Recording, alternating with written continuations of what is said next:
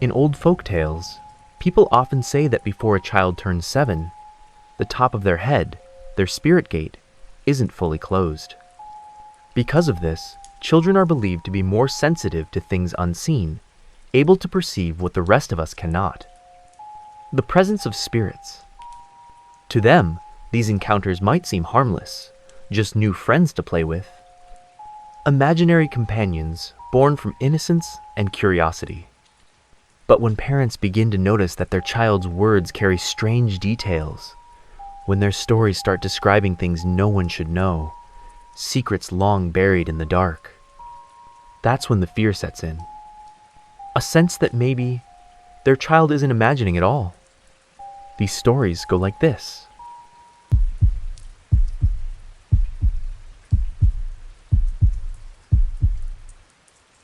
When we first moved into the old apartment, I thought we'd finally gotten lucky.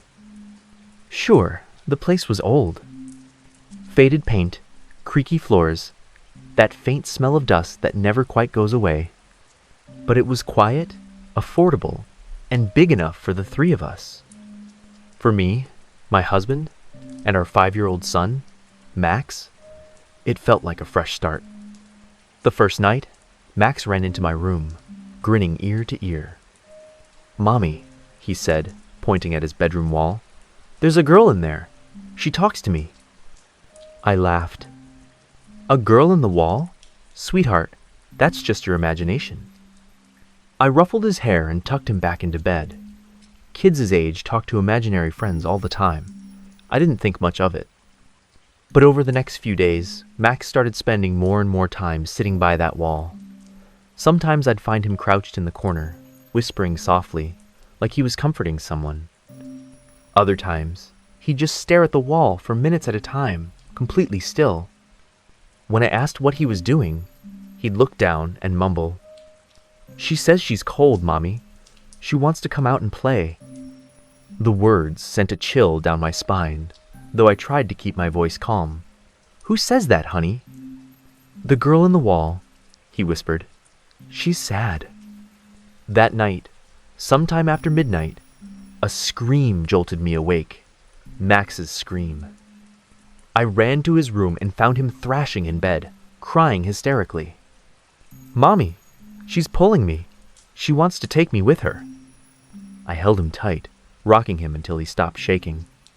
When I looked toward the corner of his room, I swear I saw something. A faint, shifting shadow along the wall, like the light itself was trembling. The next morning, I called the landlord. My voice was shaking as I asked if anything unusual had ever happened in that apartment. There was a long pause on the other end of the line.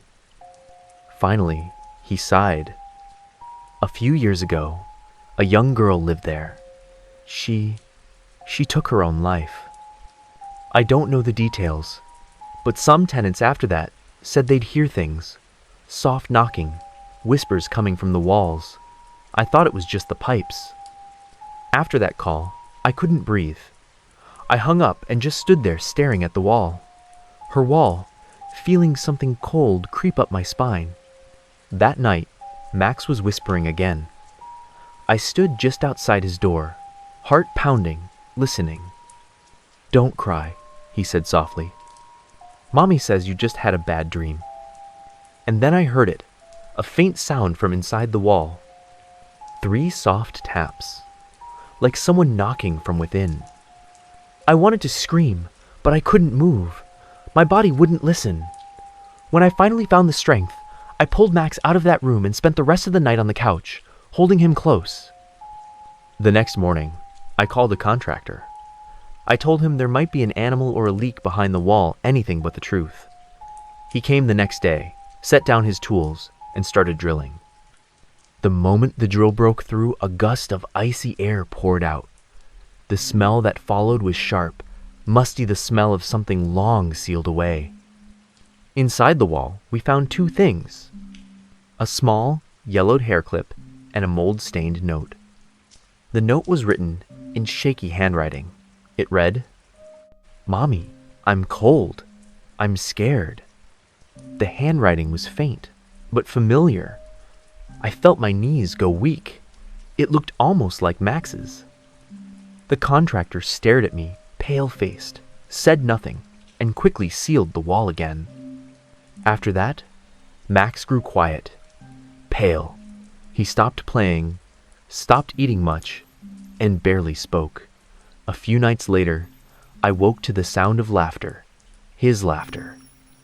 I crept to his room. He was sitting on the floor, back to me, facing the wall again. "Are you talking to her?" I whispered. He tilted his head slightly. "She says she's not cold anymore," he murmured.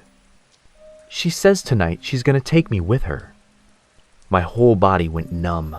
I wanted to rush in, to grab him, but something, some instinct, froze me in place.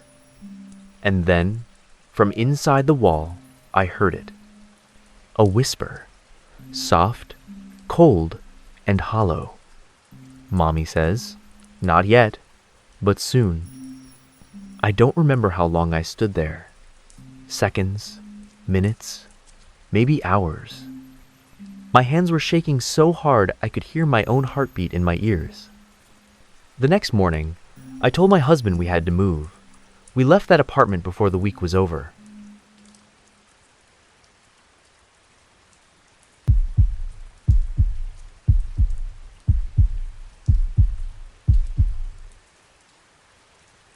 When we first moved into our new apartment, an old building downtown that had seen better days, I thought it was perfect for our little family. It was cheap, spacious enough, and close to my work. My wife and I felt lucky to have found it. Our 6-year-old daughter, Emily, seemed to love it too. She was always cheerful, always playing, and lately, she had taken to talking to herself as she played. At first, we thought nothing of it. Kids her age have wild imaginations. She'd giggle and whisper to the air, and my wife would just smile and say, "She's got herself an imaginary friend." But things started to get strange. One afternoon, my wife overheard Emily in her room, speaking in a soft, serious tone. Curious, she peeked through the door. Emily was sitting cross-legged on the floor, smiling at an empty corner. "I told you Mommy can't see you," she whispered, giggling. My wife laughed nervously and stepped inside. "Sweetheart, who are you talking to?" Emily turned toward her, her face bright and innocent. "My friend," she said matter-of-factly. "His name's Alex. He plays with me." My wife hesitated. "What does Alex look like?" Emily tilted her head, thinking. "He wears old clothes. He's kinda dirty. His face is dark, like he got soot on it." Then she added, with a strange little grin, "He says he looks that way so no one can find him." My wife forced a smile, but she told me about it that night, and her hands were trembling. After that, things escalated. Emily started setting an extra place at the dinner table, saying it was for Alex. She'd whisper to the empty chair at night, her voice low, almost secretive. Sometimes, in the middle of the night, we'd wake to the sound of her laughing softly in the living room. When we'd go check, she'd be sitting in the dark, talking to no one. One night, I couldn't sleep and was scrolling through my phone when I found a few pictures Emily had taken earlier that week. In every photo, she was smiling brightly, but next to her, just barely visible, was a faint shadow.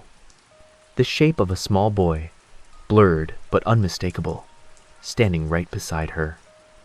I dropped the phone. My pulse pounded in my ears. The next morning, I couldn't ignore it anymore. I did some digging online and found out that a few years ago, a young boy had gone missing in this very building. The police had searched for weeks but never found him. His last known location? The same apartment we were living in now. When I got home that night, I tried to keep calm, but every creak and whisper in the house made my skin crawl. I sat with Emily and asked casually, "Sweetheart, your friend Alex, where does he live?" She blinked at me, surprised I didn't already know. "He lives here," she said softly. "In the cabinet.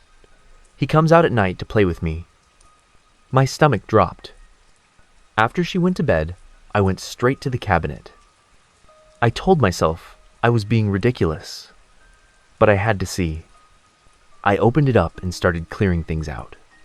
At the very bottom, tucked behind some old boxes, was a small toy car, dusty, worn, and streaked with something dark and reddish, like dried blood. My hands shook as I picked it up. It was small, the kind of toy a boy might have clutched tightly once, and then never again. I threw it straight into the trash. That night, I dreamed of Emily standing in the living room, holding hands with a small, shadowy figure. The boy looked up at me and smiled, a pale, empty smile that made my blood freeze. His eyes were dark pits, hollow and cold. I woke up drenched in sweat, but even as I sat there in the dark, catching my breath, I could still hear Emily's sleepy voice whispering from the next room. "Daddy, Alex found his toy car.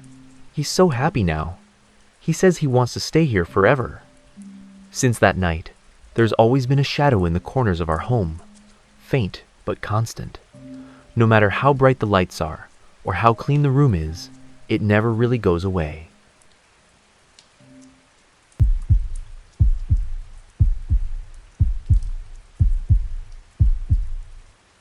I've been a kindergarten teacher for years, and I've always loved my job. Kids are honest, unpredictable, and full of life. Every day feels a little different, but nothing could have prepared me for what I experienced after I started teaching at this particular school. It began with an empty chair. In my classroom, there was always one small wooden chair that no child ever sat in. No matter how I rearranged the seating or how many new students joined, that chair always stayed vacant, untouched, unmoved. At first, I thought it was just coincidence, but when I asked my coworkers about it, they all brushed me off with awkward smiles. "It's a tradition," one said. "It's for a special child," the principal added vaguely. I laughed it off at first. Kids can be superstitious, and schools often keep their own weird customs. But soon I started to notice something that made me uneasy. During playtime, the children would sometimes gather around that empty chair, giggling and talking to it as if someone were sitting there. Occasionally, they'd pause, nodding, as if listening to a reply I couldn't hear. One afternoon, I asked gently, "Who are you talking to?" A little boy looked up at me with wide, innocent eyes and said, "We're talking to Andy. He's sitting right there." I froze. "Andy?" Another child chimed in cheerfully. "Yeah, Andy's really nice. He plays with us every day." I laughed nervously and changed the subject, but a chill ran down my spine. That night, I couldn't stop thinking about it, so I asked one of the older teachers if she'd ever heard of a boy named Andy. Her smile faded immediately. After a long pause, she sighed. "Andy was one of our students years ago. Quiet boy.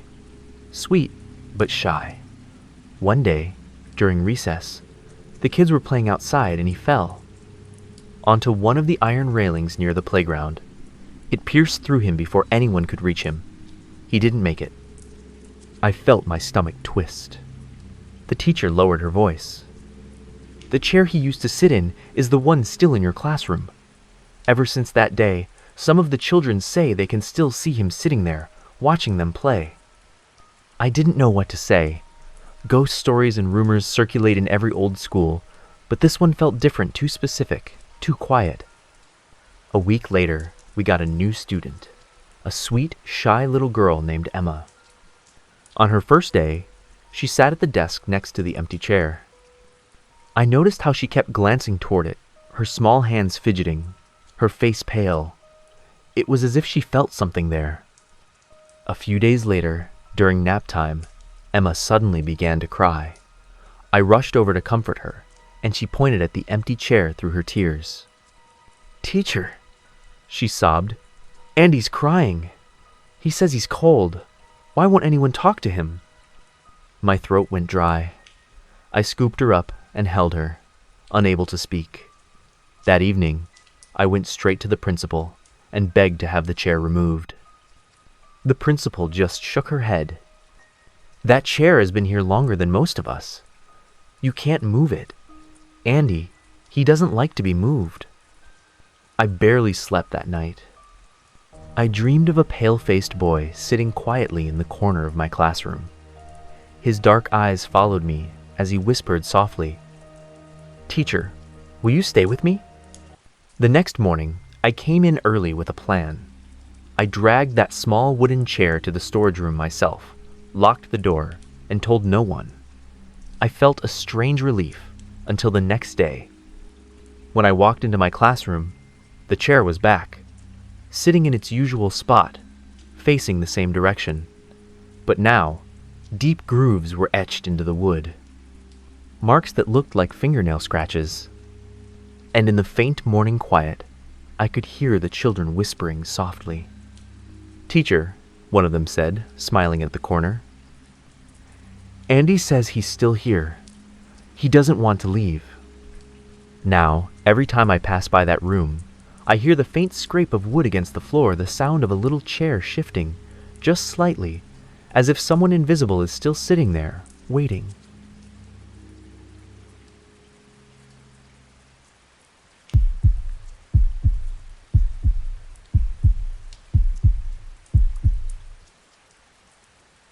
When my family first moved into an old apartment on the outskirts of the city, I thought we'd found the perfect place. Spacious, cheap, and close enough to my office. The place was dated but livable, the kind of home that just needed a little love to feel warm again.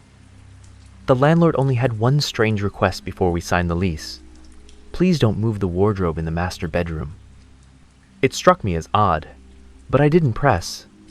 It was a big, heavy, old-fashioned piece anyway, easier to just leave it there. For the first few days, everything seemed fine. But then my 5-year-old son, Ian, started acting strangely. He'd wake up in the middle of the night and wander into our bedroom. I'd find him standing in front of that old wardrobe, staring silently at it. Sometimes, I'd catch him whispering.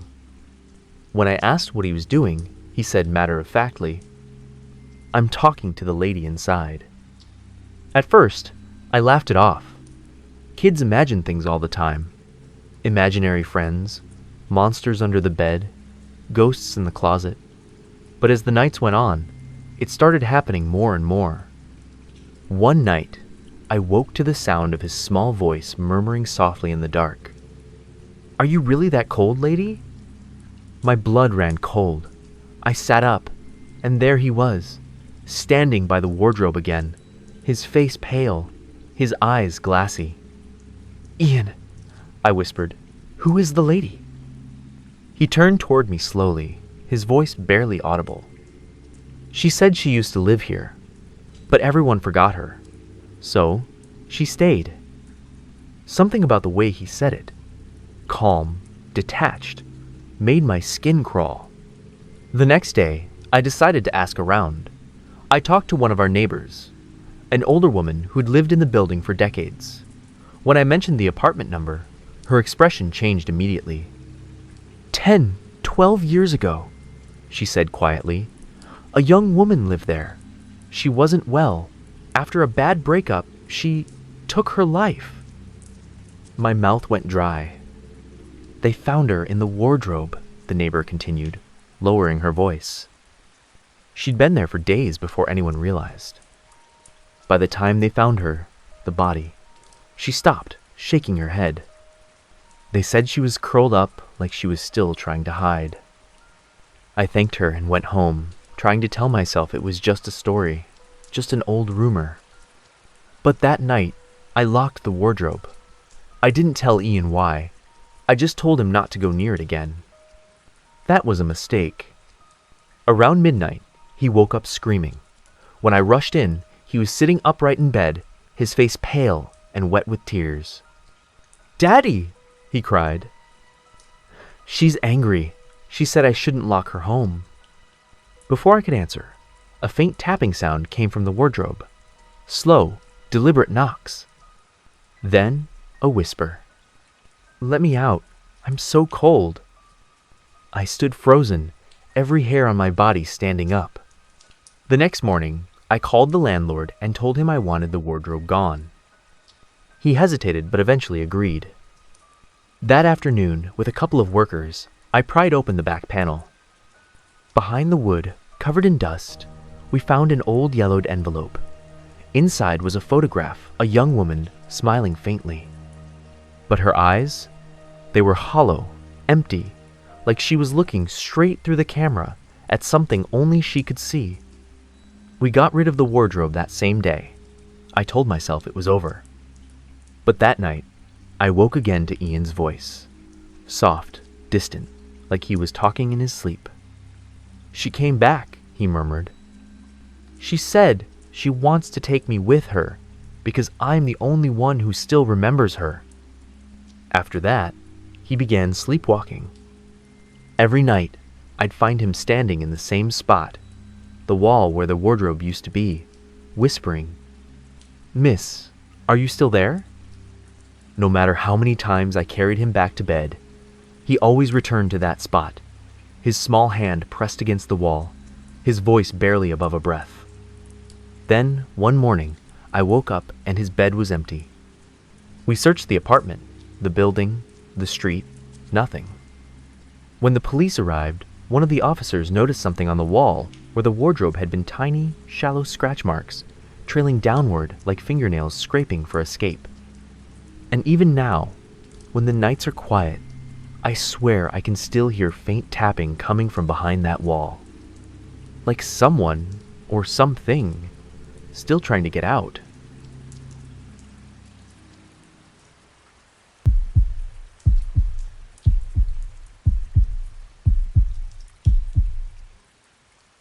When my daughter, Lily, turned 7, we moved into a new apartment, a high-rise in the city with a balcony that looked out over miles of glittering lights. I thought it was perfect. Safe, quiet, modern, a place where we could start over. At first, everything was fine, until Lily started throwing paper airplanes from the balcony. Every evening, she'd fold one carefully, scribble something on the wings, and whisper, "Fly far this time, okay? Take it to my big brother." The first time she said that, I laughed. "Sweetheart, you don't have a brother," I reminded her. She just smiled and said, "I know, Mommy, but he always catches my airplanes." I figured it was harmless make-believe.